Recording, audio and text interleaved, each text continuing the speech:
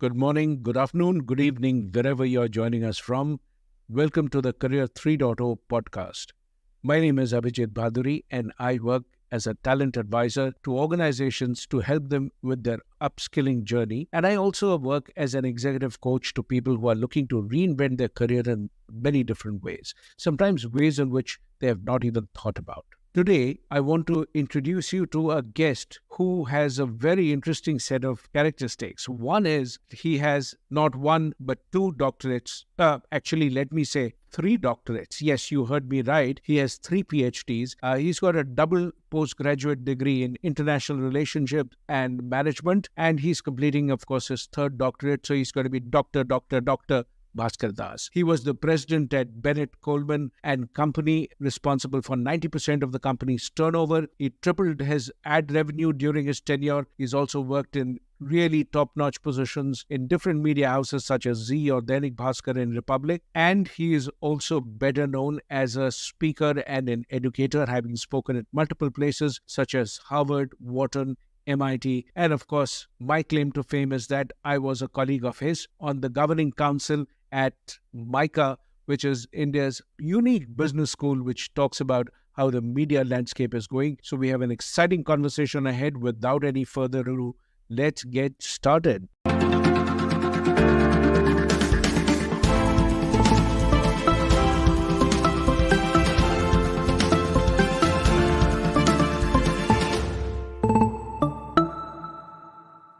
Whoa, Bhaskar, people have difficulty with their studies. To get to PhD is tough enough, and then you do not 1 but 2 but 3. What is this obsession with collecting degrees? So it's nothing to do with degrees or for that matter PhD. It is, I have this one major problem, which is basically fear of being obsolete. And if you look at today, that every 18 months to 24 months, your knowledge is getting obsolete. Look at one incident of COVID, which has upended all understanding about the business landscape or your learning schedule. So I do PhDs because of the fact that it's ultimately a further progression of knowledge. And I do always exploratory study as opposed to you're trying to prove a hypothesis. So first one was media planning, world has changed. Then I did social listening. And now I'm doing my research, and the final stage is your Gen Z behavior in terms of their values, attitudes, and lifestyle. It's a fascinating experience. And then Gen Alpha will come from 2012. Gen Z is your 1997 to 2012. It's an amazing discovery because this is one generation which is not even tallying the characteristics, behavior, values, which is value, attitudes, and lifestyle, even with Gen Y. So I think as a marketer, I need to understand a future backwards consumer behavior. And that was my whole excitement. So your career actually started in Bennett Coleman and Company, which publishes Times of India, Economic Times, and all of that, and they are also into television. Was all of this there when you started your career with them? No. We are always the biggest media house at that relevant point of time, which is embarrassingly 1980. I joined as a management trainee. That time, newspaper was the dominant instrument for the readers as well as advertisers. So I joined as a management trainee. Most 90 things have started when the economy got open, satellite television, and then your every other possible formats of media came. I was in the board of the company, so I had the opportunity to interact with every function and also participated in business discussions and collaboration. And I think I got exposure. But fundamentally, my career till 2012 was print medium or media industry. I shifted to Zee Media Corporation as a group CEO. That time it became television and internet. Then I shifted to Republic was more or less extension of that as a news channel. Now I work as a gig worker with 4 startups, which are tech startups. So I work with the entrepreneurs more in terms of business, strategy, brand management, and of course, marketing. When I look at your LinkedIn profile, you actually describe yourself as a student of the metaverse. Tell me more about that. See, I'm a perpetual student. I've got a hugely, as I told you, FOMO syndrome, fear of being obsolete, that I don't know anything. That is the only knowledge I have. So constant curiosity of learning, even if demographically I'm not entitled to learning so much, and which Alvin Toffler talked about, that 21st century, who are the ignorant people? It's not those, who have experience and all that, but those We have to continuously learn, unlearn, and of course, relearn. So I find it fascinating to learn new things. Say, for instance, while I'm on the final stage of my third PhD, I'm learning now artificial intelligence and chat GPT. Plus, I'm suddenly interested now in English literature. I'm doing something on English literature. So these are different kind of adrenaline to my mind that I love to learn continuously. When you were with Bennett Coleman in Times of India, so just for the ease of the listeners, they are more familiar perhaps with Times of India and Economic Times as some of the world's largest selling newspapers. What did you do to drive up that shift? Because, you were there in Economic Times and Times of India at a very pivotal moment. What were the decisions you took that crafted this shift? See, I must first admit that every decision or every performance of an organization is a collective effort. It was such a cosmic conspiracy that initially our founders were very conservative in their approach. The industry had a habit of cost plus pricing, expansion was slow. But then the new generation of owners came, which coincided with my arrival in the key decision-making team. So I was not alone. So we started working towards rebranding various brands, and it was under-managed, under-evaluated. So we completely evaluated the whole business process. Then we migrated from a very cost-plus pricing to perceived value pricing. We pushed the first time, in India at least, the importance of brand. How brands also concept can be leveraged in case of a print medium. In fact, initially journalists were very upset. How can a newspaper, which is a divine responsibility, can be considered with a brand like a marketing guy? But actually that made all the difference. We decided what business we're in. We're in content business or we're in monetization business. We said we are in monetization business. So monetization of our access point, which is audience, quality audience. That too. In India, English-speaking audience are ensconced in the higher echelons of society. So there is different positioning statement as opposed to United States or UK, where English may be a common thing. In Indian context, English is actually people who are your society. In society, they are positioned, perceived very differently. Decision makers, they are affluent, and of course, they influence the followers. A line which got blurred between news and marketing. Is that not killing what news stands for? No, it's not either or. The world has changed. We have decoded it before that when you are talking about importance of monetization, in no way you are sacrificing the sanctity of the editorial content. Editors are doing their job, but we are saying that, do we sell space or do we sell audience? Then we slowly migrated to when I occupied the corner office. We said we are selling knowledge-based solution selling because we are format neutral. So we created solutions that will make the advertisers or people who are accessing our audiences, they can be successful.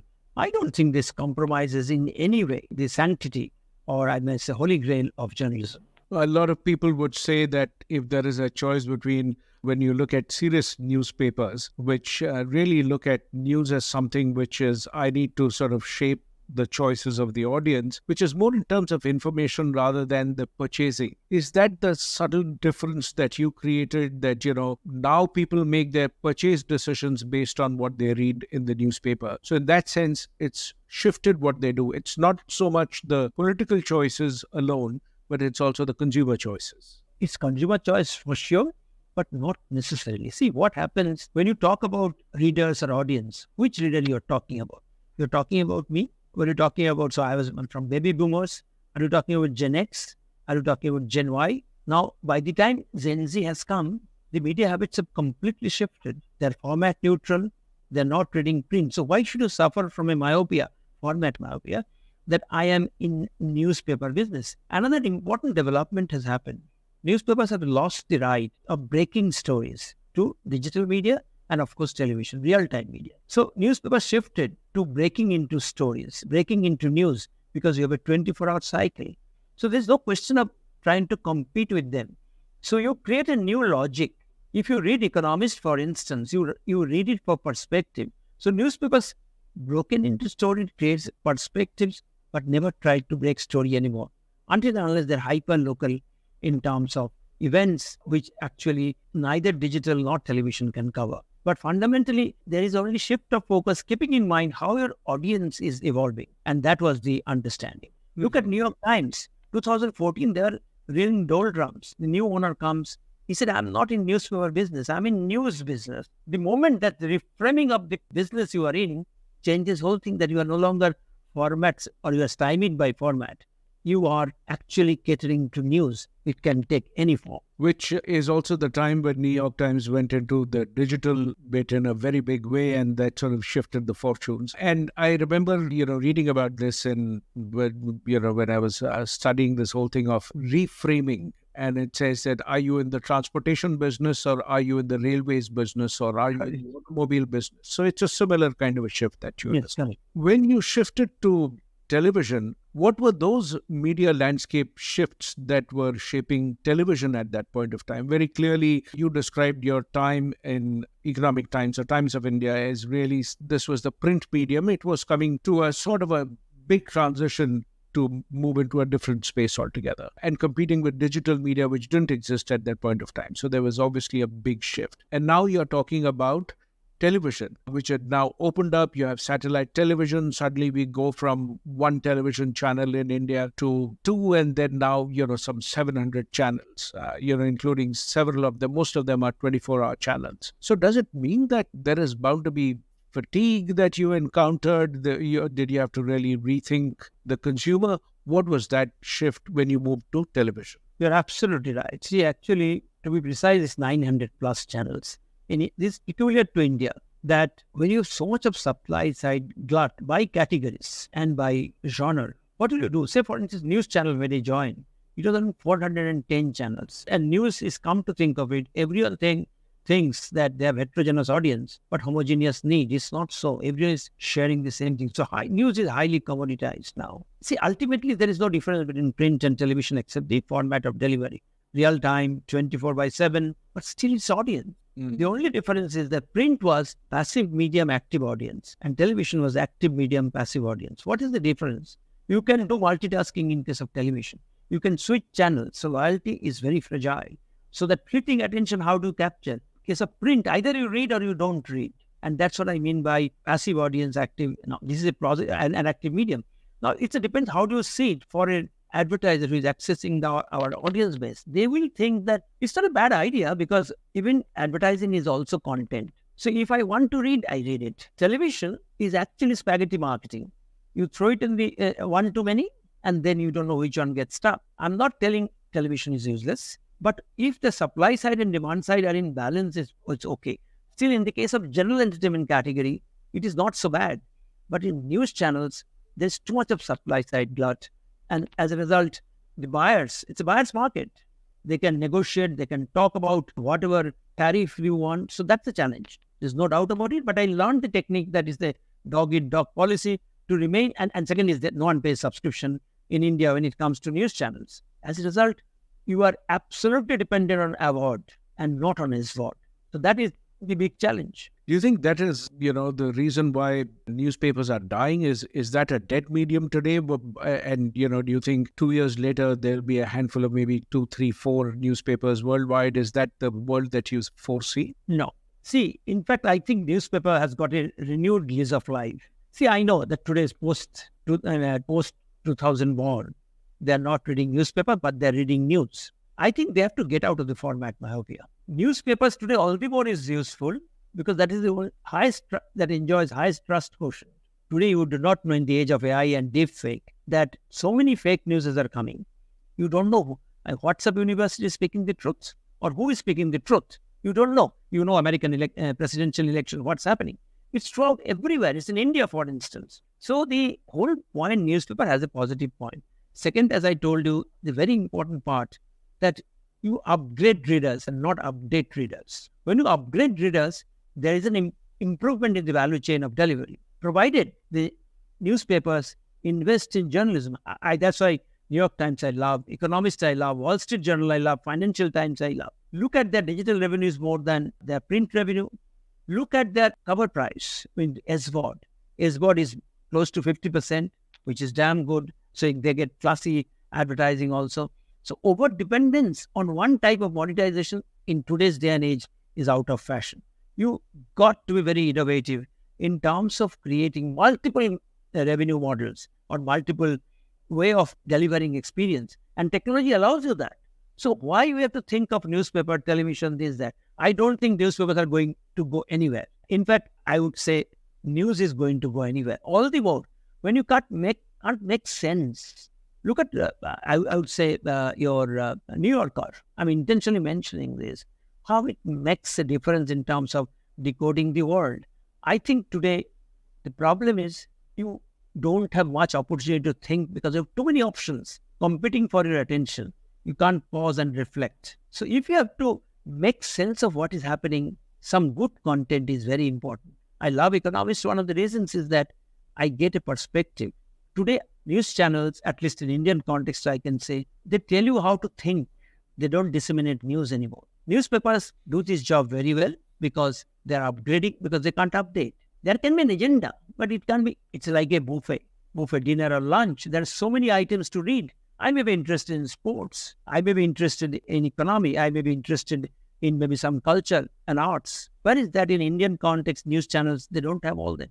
It's dominantly politics and a little bit of some other news, but they don't get dominance because, in fact, they don't get so-called TRP, television rating point. So I was told that when anyone starts to create content, the piece of advice that they are given is that you have to look at the ABC of content, which is astrology, Bollywood, and cricket. These are the only three things that sell in India. Is that true? You are a person. I think that, like all generalization, it is also overgeneralized. I think there are interests are changing. Even the Gen Z people feel that if I have to need to be upgraded, I have to read interesting, good pieces. So it's not that people are, in fact, newspapers are still positively growing in this country. See, in Indian context, you cannot extrapolate Western experience. Newspapers are still growing. In fact, there is huge headroom for growth.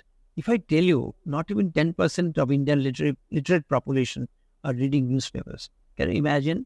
And newspapers today is the only way to really, really upgrade, because other one-to-many media, there's no scope of upgrading. So some of the digital news channels like print, like your scroll, or you have the cane, the quality of content is so fantastic. But newspapers in India, they rarely invest in talent. But you can't get reporting like Farid Zakaria, for instance, or for that matter, Friedman, or for that matter, New York Times columnists. I love reading because of the fact that they really add different perspective. Is it that we don't have that caliber of columnists, or we don't have people who consume writing like that? Which of them is true, and why is that gap there?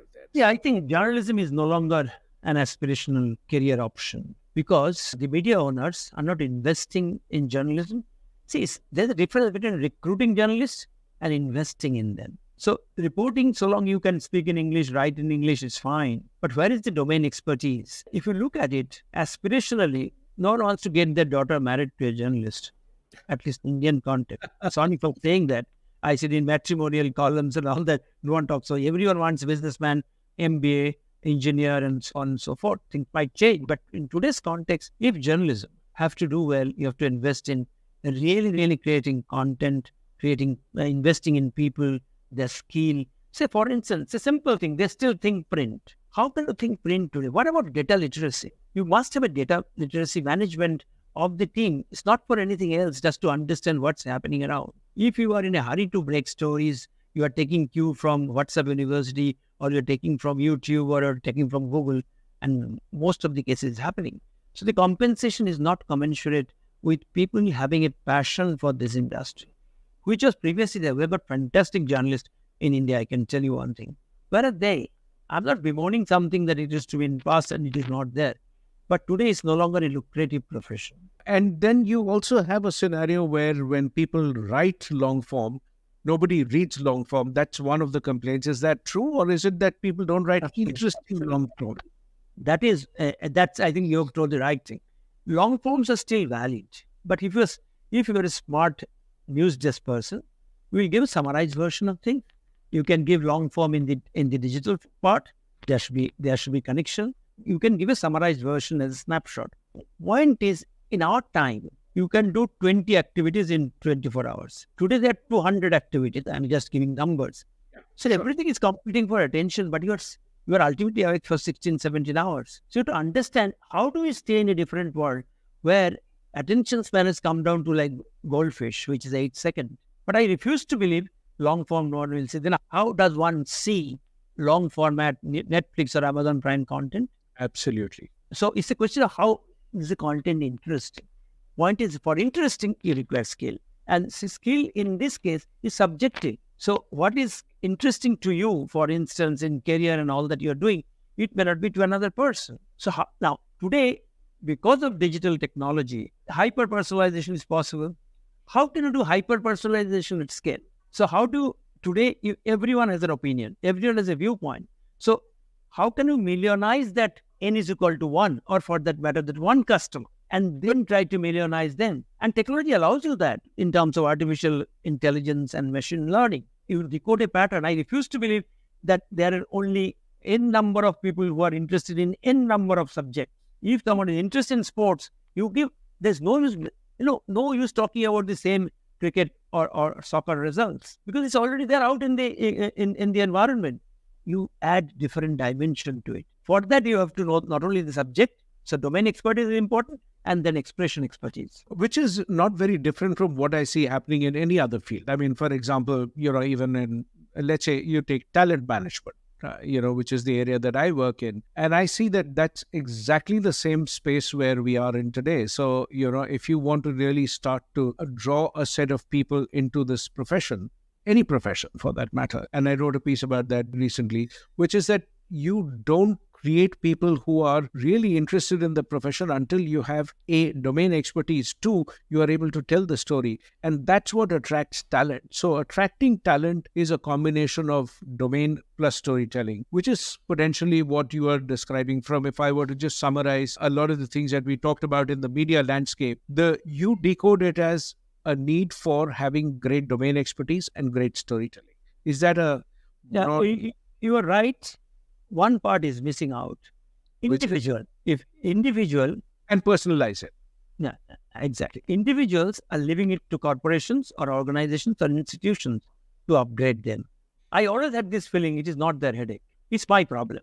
If, say, for instance, when I did my first PhD after 20 years in the service, I've been teaching for the last 38 years. Why I'm doing it? I've got a pretty decent career. I'm doing it that someday I might have to pivot. And that time pivoting was not a fashionable statement.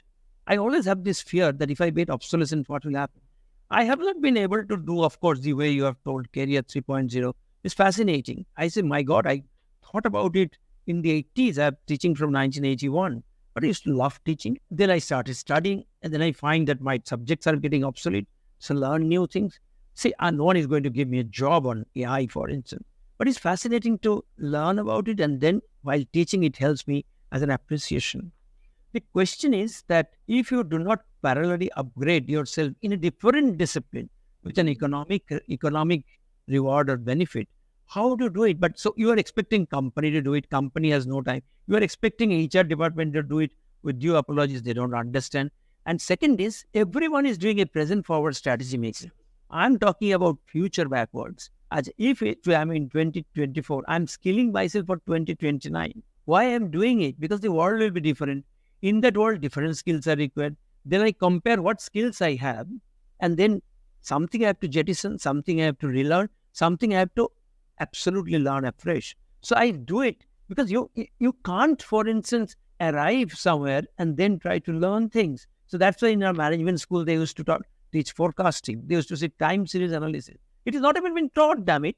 So the question is that understand is future backwards. Companies, why legacy companies are suffering? Is one of the reasons they do present forward strategy making. I've grown for the last 10 years at 15%. Why should I degrow? But look at your category, look at your business space, how disruptions are taking place. Are you ready for it? So legacy companies have this big challenge with the new technology companies. How to manage the intersection? Because the intersection is critical, that you have to continue to profit from the core and get ready for the future, which McKinsey has talked about, that 70, 20, 10, and some the 10 will be 70, and others will also accordingly go down. Now that requires a different kind of mindset.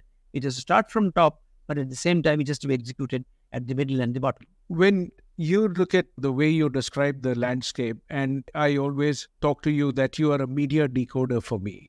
So, and this is I'm saying this for my audience, that I have always looked at Dr. Bhaskar Das as one of the finest minds who can decode the media landscape and simplify it like nobody else can. And this is one thing I really appreciate about you. I want to also add another element to what you just said. I think when you talk about learning something, and you said you're preparing from the future, where the future is going to be, and you're preparing for that. I want to add one other caveat, which is that when we start learning something, most of the times, I think in organizations, what kills learning, and they always wonder, there are a whole lot of things which I invested in, why aren't people taking the courses that you want them to take? Part of the problem is that you need to make something an opportunity. People don't learn for the heck of it. They learn because they see a connection with the future.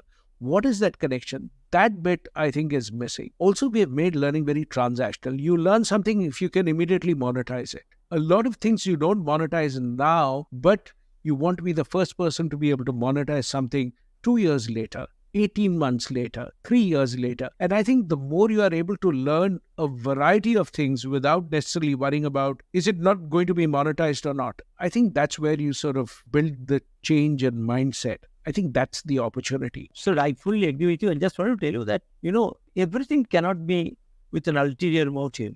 And why companies don't do it? First, they may not have time. But another reason I've noticed, they will not admit it, if I invest in individual, they might leave, might as well go do the day-to-day operations. So individual has to treat itself as a corporation, how to reinvent on the go without ignoring the job.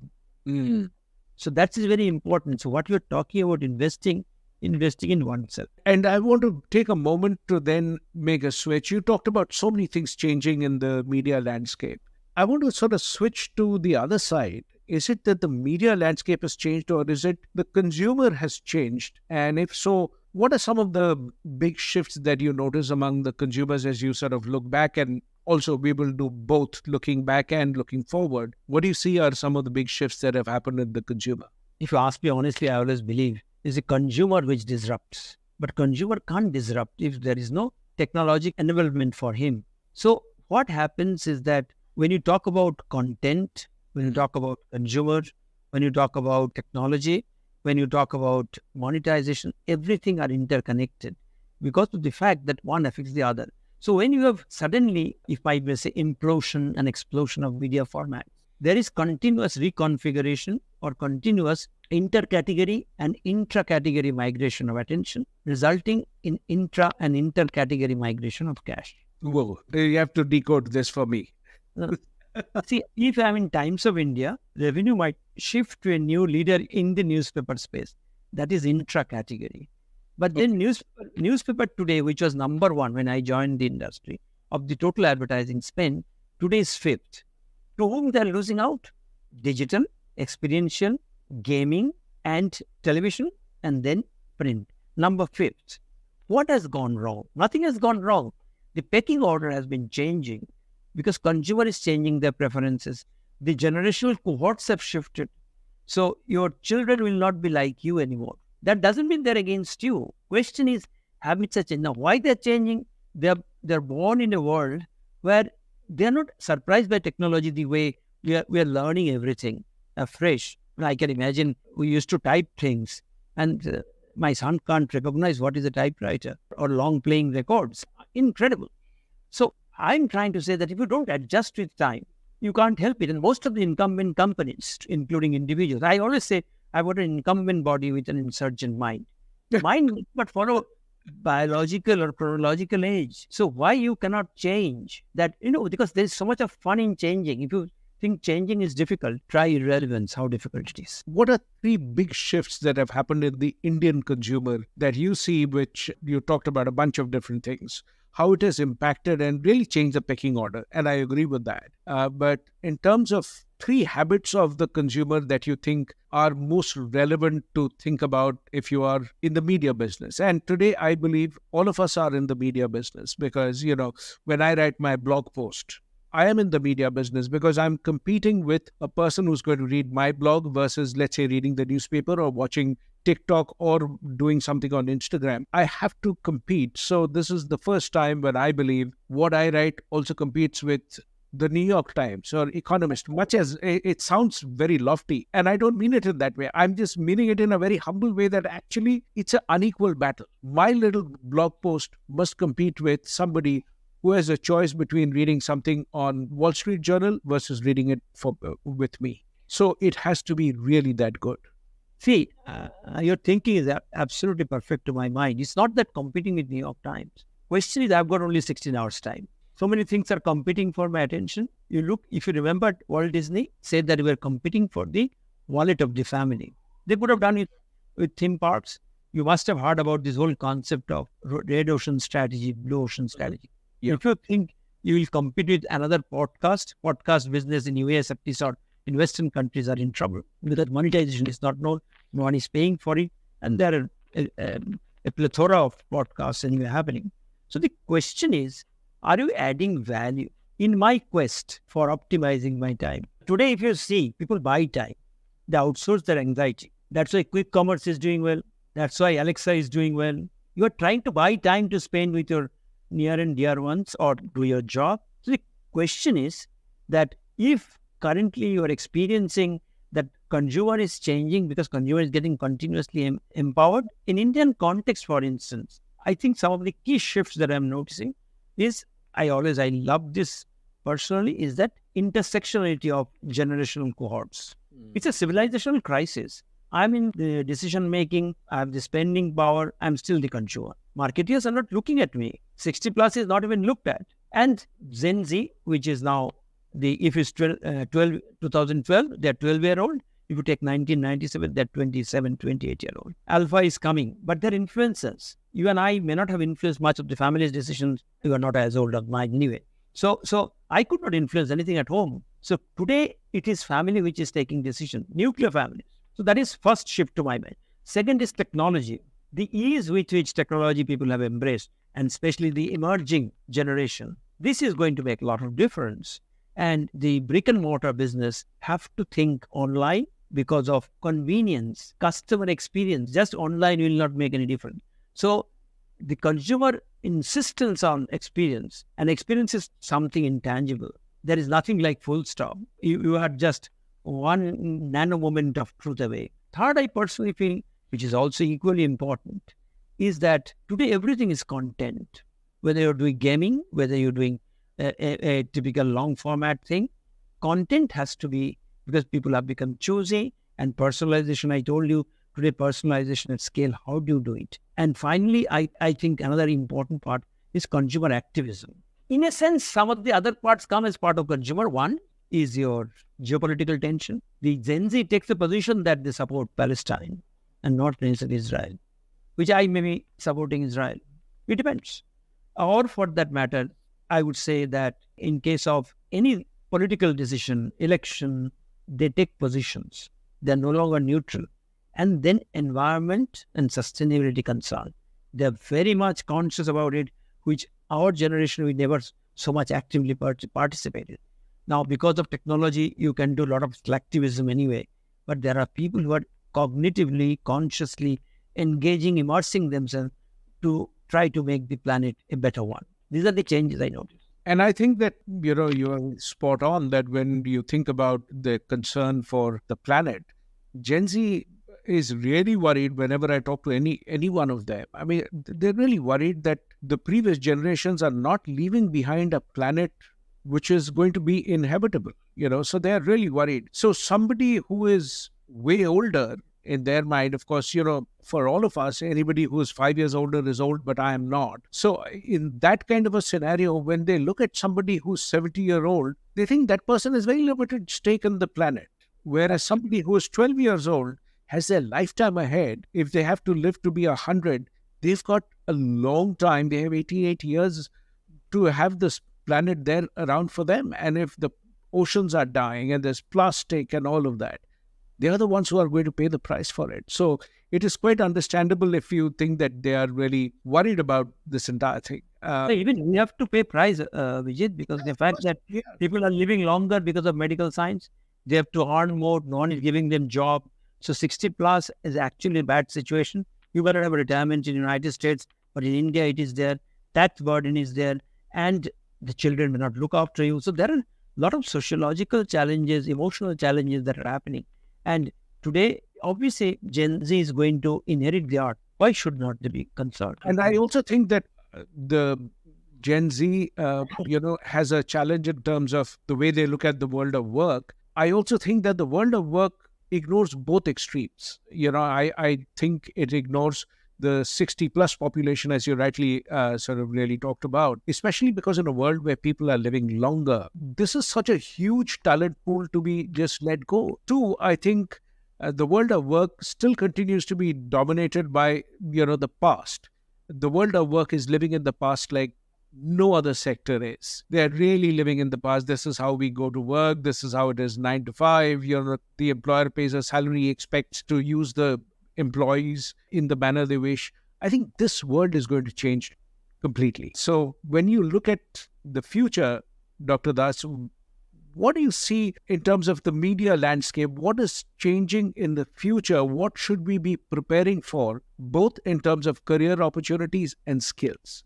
Do you recall this first paragraph, I think, of A Tale of Two Cities? The best of times. The best of times and the worst of times. I don't think I can express it better than that. I think it's the worst of times. It's also best of times.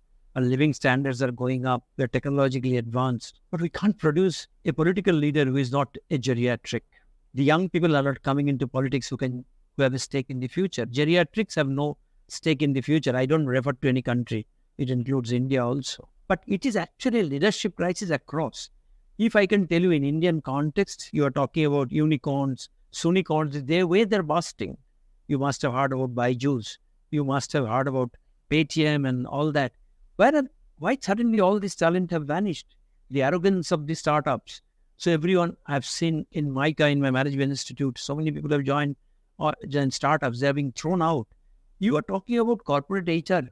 HR has to be first educated that you are a business function and not a discipline. But what they would do, they would listen to their bosses, especially in owner-driven companies. Who is liberated, who is evolved to understand that people are assets? It is that your capex which is living out building every day. But you are thinking that they are actually the labor class, whether it's white collar or blue collar.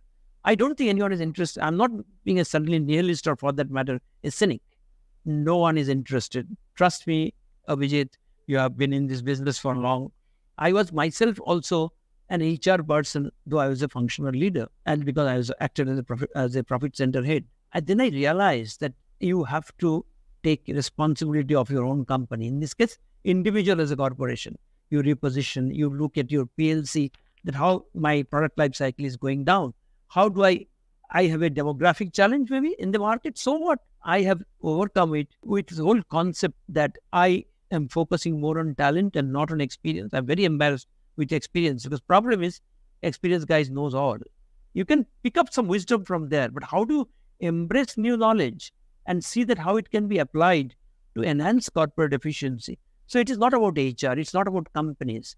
If individuals take initiative like that, companies can never stop. They never stop me from doing, and company has not invested in me in any way apart from giving exposure to the work or the disciplines I've worked. But I brought new levels of experimentation. I always used to act like an entrepreneur to test my knowledge. So when I was reading your 3.0, I was wondering, my God, I wish I could have been a writer like you or a designer like you. How I was pivoting. But then I realized I have not reached the third level, because for that you have to be a sketch maker like you. You can be a great cartoonist, someone become a musician. No, that's too much for me. So I have got only two in terms of academics passion. The third one, I'm going now. I'm joining into a non-profit NGO as a CEO to improve the lot of the 60 plus underserved. I think that's a massive market just waiting to be addressed. I absolutely agree. And it's everywhere. I mean, in US. I am not on by market. I'm just talking about it's not a business. For me, it's a enterprise with a purpose. It's a social commitment. Social commitment, I think all of us need to think about. Because these people, how many people are underserved in this country? There are 3 layers. I just give you a quick introduction to it. 50 million people are people, children have left, they have money. I have decent money, so I am also fall into that 50 plus. They're all post-paid smartphone owners. Next 50 million are underserved, where average income is 20,000 rupees, so I don't know how many dollars. And third is destitute. We're not aiming for the destitute. We're catering to this 100 million. One, actually to give them best of benefits because they're suffering from alienation, their medical requirement. We are trying to create communities of those cohort so that they can celebrate their second inning. Whereas the underserved are access to basic things that we will be educating them so that they become, so a lot of people said there's a niche in the market. I said there's a market in the niche. If we empower the niche. What do you see as the future in terms of skills? What skills are going to become important if one is thinking of media as the career landscape? That, I want to build my career in the media space. What skills are we talking about and how do you build those skills? What would be your advice? See, it's there in your book, but I'll narrate from my own experience the way I'm doing it. First of all, learning is an imperative. There's a choice. Only thing, learning with a purpose. I'm not learning suddenly music, for instance, to become Michael Jackson. I'm not saying that. I personally feel in the context of career, you can be vertically more and more upskill yourself, but you must have an horizontal perspective. If you look at it today, anyway in corporate operations, so many things have become horizontal, but no companies recognize that. The data guy will report to individual departments. So there are multiple data guys because hoarding of information is a power. So your data is horizontal. They should report to the CEO. It never happens. Collaboration is horizontal. Customer experience is horizontal, but you are continuously vertical in your approach. So I said that what is most important today, you require an ambidextrous attitude to think horizontal, act vertical. Because obviously you can't change everything overnight. So when you say horizontal, do you mean multidisciplinary? Absolutely. They're related though. Everything in the world is connected. Everything in the world. So if I understand a corporate function, like look at your body. Can you say my hand is more important than my legs? It doesn't happen. How your body, nature has made us synchronized in our behavior. So if that part is true, you bring that element into our behavior. So the more you understand this interdisciplinary understanding, so that is one. Secondly, they need to be nimble and agile to pivot planning in advance. You can't say, I'll do it only after things are... See, you can't face a tsunami with an umbrella and get surprised. Point is you have to anticipate. When Andy Grove talked about long back about only paranoid survive. The paranoid will survive. Yeah. So you simulate a paranoid situation. So, in fact, you look at army. Army prepares more during peacetime. How do you do it? You make yourself redundant in advance. You're supposed to exercise when you're healthy and not after your first heart attack. If that be the case, that is advanced planning of your career, which is future backwards dimension. And finally, you need to be a good human being. You have to collaboration is a first. If you want to collaborate, you need to be absolutely human in approach. A good leader, everyone is a leader, not necessarily is a function of designation. You have to know how to be a good servant because ultimately people make us successful. When you think about leaders, what do they get wrong about leadership? You've been in very powerful positions, you've shaped industries. What do you think people get wrong about leadership? 3 things: ethics, ethics, and ethics.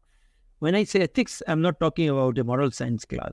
Ethics dominate every space. Ethics of thinking, ethics of work, ethics of treating people, ethics of responsibility to the environment. I think there's a huge vacuum that's happened in the case of leadership. Actually, what has happened, we have created more managers than leaders. What is the difference? Managers are very good in managing when resources are finite. Now, though, in case of soft economy, resources are infinite. Managers are very good in managing within a paradigm. But leaders have to manage within multiple paradigms. And in multiple paradigms, you have to have the skill of a surfer. Surfing, if you just visualize the scene, the guy is very unstable while moving. But his instability is his stability. So how do you be comfortable with instability? I think leaders, they extrapolate their success continuously. I call it the failure of success. There are corporations after corporations which have done this.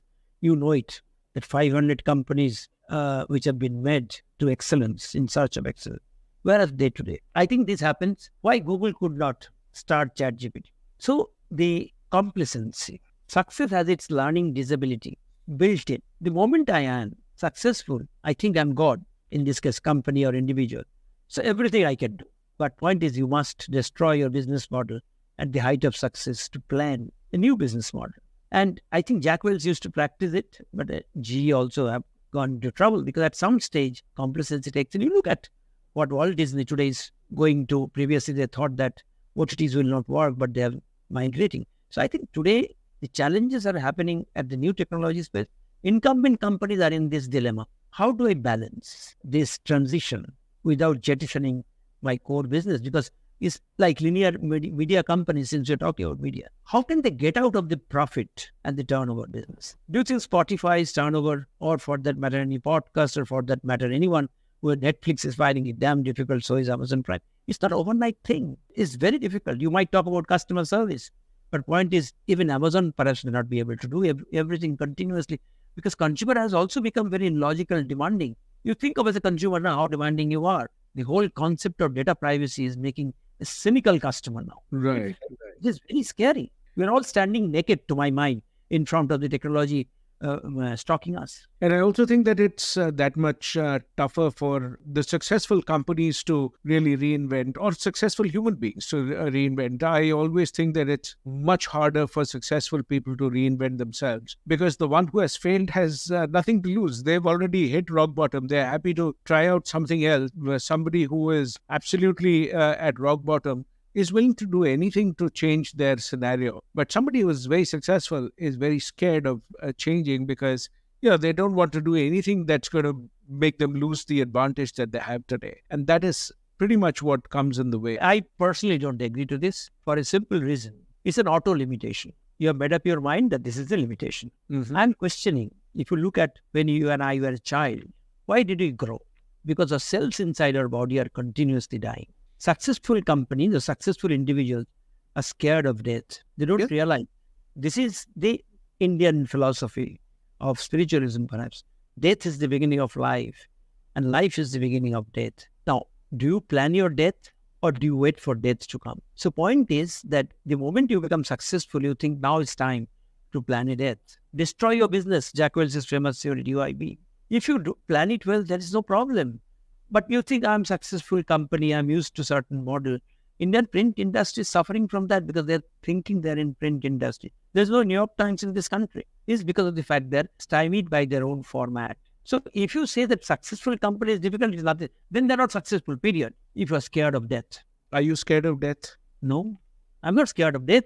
I have experienced very close to death. But point is that, yes, I'm scared of the suffering, but definitely not death. Because that everyone has to die. What is inevitable? Why should you get scared? My soul is unperturbed. It's an ignorant soul. Why should I get bothered by the cage? One of the things that I have thoroughly enjoyed in our company as we were on the governing council of MICA was the conversations that we had both inside the boardroom and outside as we were looking at the unique proposition that MICA has to offer. What do you see is the future of higher education? The incumbents are the problem, without referring to anyone.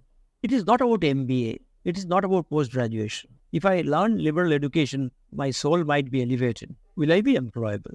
You'll be a professor. You will be perhaps a journalist. But point is, the way you don't get right journalist, because you can't read balance sheet also, you're a business journalist. Has the companies invested in that journalist to learn the tricks of the trade? So the whole higher education, first you have to decide what is higher education. Is it by level degrees or is it by skill? Will someone prefer a decoder, or will someone prefer a great AI guy, or an MBA from a leading management institute? If I can give you an example, I read it somewhere, I hope it's true. ISRO, which sends rockets in the Indian Space Research Organization. When they send rockets, they can't hire IIT engineers, which are most premium, because the salary structure is very high. They take it from tier 2, tier 3 cities, and they have produced the cheapest rockets in the world. Not necessarily it is available in NASA. So question is, the glamour of institutional pedigree, I think, is overstated. Talent is overstated. More important is discipline. More interest is ethics. More important is is your process, more important which group you belong to. Because now in a world when everything is Google search, shallow is the new depth. How to understand the depth that is important for the market. If you're a marketable property, otherwise you don't want to be a marketable property, that question doesn't arise. But point is, if it's marketable, you see what they outside in perspective, what they want. You cannot learn songs of Michael Jackson and then try to be a corporate executive. That's the whole point. So every profession can have potential provided you reach the excellence of it and understand the interconnectedness, because learning happens at the cross-section of interconnections today. Thank you so very much. And for the listeners, I just want to say, now you understand truly why I enjoyed my conversations with Bhaskar so much. Every time that I used to be there for the board meetings, this was my big attraction. When am I going to spend time with Bhaskar talking about anything and everything? And you got a glimpse of that today. And Thank you so very much. I'm very happy to be here, and you know I'm your fan. So I love you also for your thoughts, and uniqueness is incredible. I learn from you too. Gosh, thank you so very much. You're very kind. With that, goodbye.